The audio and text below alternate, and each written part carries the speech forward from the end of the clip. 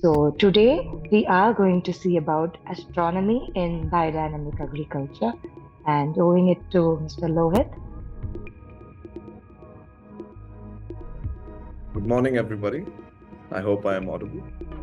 And a warm welcome to all of you here to the second part of our series and journey into biodynamic agriculture. Today, I want to focus more on the cosmic rhythms and the astronomical aspect of biodynamic agriculture, not just the rhythms that we find with our planets, but also what we find beyond. Mercury being planet closest to the sun has little to no atmosphere at all. Well, but also Venus is a very curious planet as it is a sister to the Earth. There's a lot of sulfur in its clouds, and it provides in it. So, for your ease of access, these images have been curated to show you that the world, not just the world, but our perception as biodynamic farmers, our perspective is to be very aware of all of the different aspects in all of the different cosmic rhythms and aspects that we have. Also, to be aware of what's under the soil, what's around us. So it's a very complex. There is a lot of chaotic and also aggressive energies that come from said planet. So the herb we relate to this is the nettle, because the nettle, interestingly, as a plant, is one of the most aggressive plants you can find that is just existing naturally, as it is covered by thin hair-like film. Is one of the biggest planets that we found in the solar system. It's the biggest planet that is there, but it's also, I say, one-off, because when it comes to the size of the actual physical planet, it is a very small planet in comparison, proportionally. And so yes, this is the giant red spot, the great red spot. We consider the Earth in the middle and see the moon on one side, and then Saturn all the way far back, radiating and reflecting light to us, which takes eons to come, because Saturn revolves once every 29.5 years around the sun. So all the radiation, all the energy is coming in from Saturn, and all the energy is coming in from the moon. We'll get back to the moon again. So all of those are enriching the earth at the same time.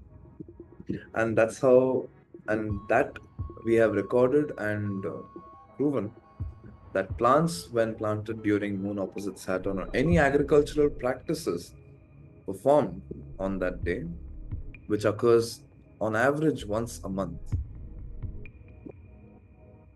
sometimes twice, sometimes once, but on average occurs once, sometimes twice a month, is the best time for anything to grow. So root growth, shoot growth, and even the fruits, leaves, stems, all aspects of the plant's growth are maximized during that time. Without the sun, we would not have life. Yes, without the sun's energies, which provide is the binding energies between all of these cosmic energies that have spoken about.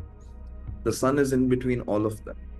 We can say the sun is the middle system of all these silica forces from above and the calcium forces radiating. So all of those, Ketu and Rahu and Ketu in the Hindu traditions. Yet Rahu and Ketu are also called nodes. Now the north node is Rahu and the south node is Ketu. These happen twice every month. And again, we avoid any and all agricultural practices during set times. Constellations are on this thing called the ecliptic. And as you can see on the screen, the ecliptic is the plane at which why you can't see that constellation in the sky, because the sun is right behind it. So you will see what is diagonal. The moon also has that, where there is a constellation behind the moon. And we take that rhythm into consideration as well. The frog and the scorpion are waiting at a river. It's a raging river. There's not much purchase, so the frog is waiting for the tide to calm down, waiting for the river to to become placid again, for it to cross. But then it realizes, wait, I can cross. So I can cross this river. But there's a scorpion right next to it saying, okay, I can't cross this. So will you help me? The frog said, why would I? No, you would just sting me and then we both die. Sun in this halfway through. Gemini. Shifting to Gemini. Seeds, we generally tend to get heirloom seeds. And if you can get organic seeds, organic fruit, then we try to save the seeds from said fruit. So when you're cutting your tomatoes, the seeds there we dry out in the sun, remove the jelly layer which dries up as well.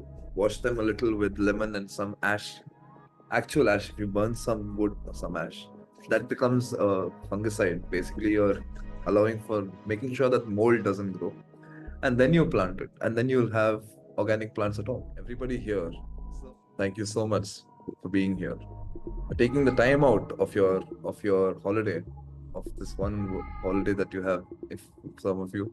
But thank you so much for being here, and I hope to see you in the next session.